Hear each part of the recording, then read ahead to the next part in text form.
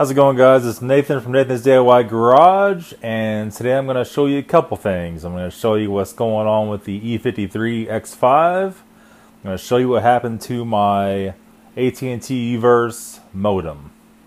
Okay, so yesterday, video didn't go up till 2:30 a.m.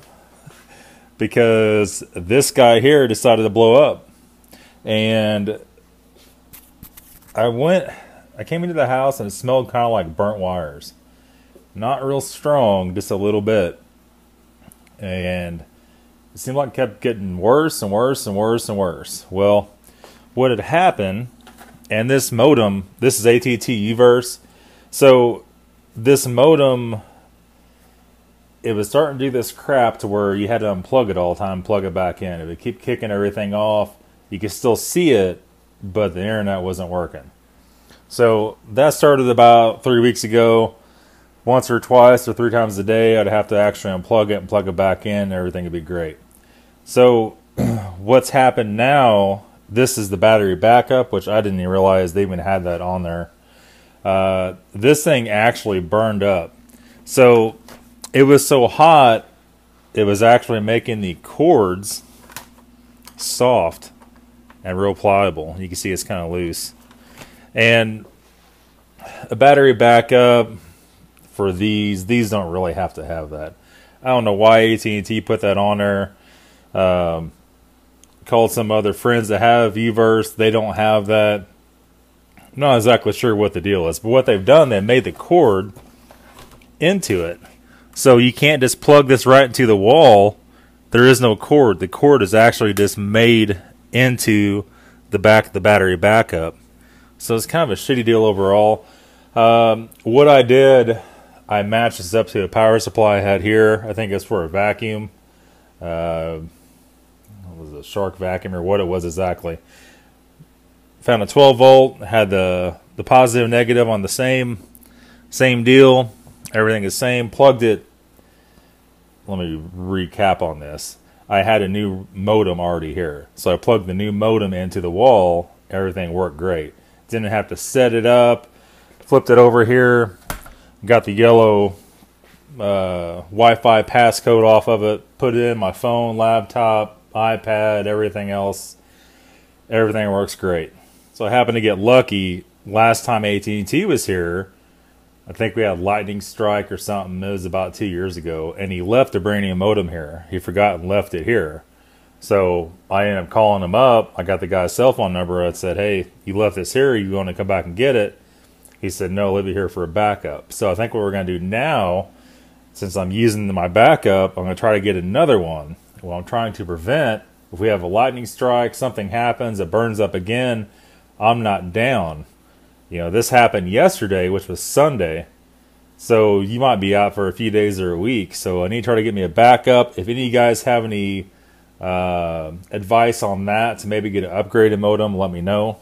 But enough of the internet business. We're back to the E53 X5. We figured out what the problem is. You can see the valve covers are off.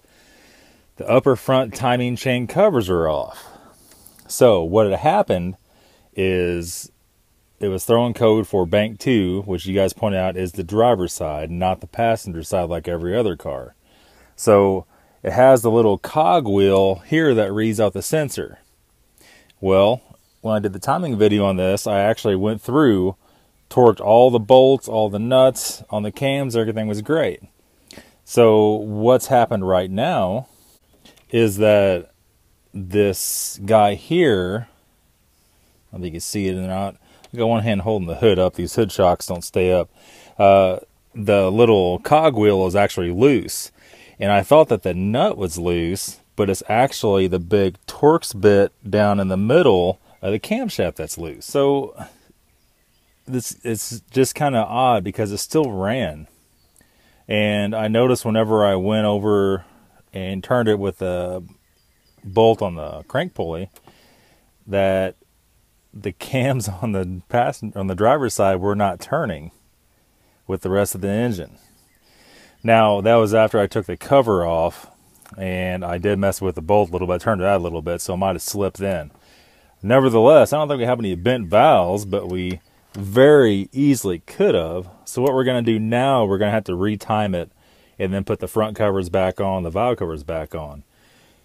You know, I don't know. I mean, I torqued them in the video. I'm not sure if it wasn't seated all the way, if that sprocket wasn't seated all the way or what. Somehow it got just a little bit loose. And for whatever reason, it was not throwing timing over under advance. I don't know why it wasn't doing that. But you can see it was loose enough to where the face of that was rubbing on the cam sensor. It didn't mess the cam sensor up, but man, I'm not sure why that did that. So we're going to go ahead and just retime it. I'm going to try to do that today or the next day or so. I'll put the valve covers back on it, restart it. I have no question that's going to fix our problem. It wasn't like it's that hard to fix. It's just more of an inconvenience than anything. And like I tell you guys, these are not hard engines to work on. The timing's a little complex on it. If you pay attention, you won't have a problem. I try to pay attention very closely. And, you know, I don't know if I dropped the ball and didn't tighten the bolt up all the way. According to the video, I did, but maybe something wasn't quite right with the bolt. Maybe it had some grease in the hole. Maybe. We don't know. At any rate, there's definitely a problem. I guess what we'll probably do, we'll probably go and just pull the bolt all the way out and make sure nothing's broken, which is also a possibility, and there's not some kind of other issue with it. But that's it, guys. That's the fix for the E53 X5 with an M62tu engine.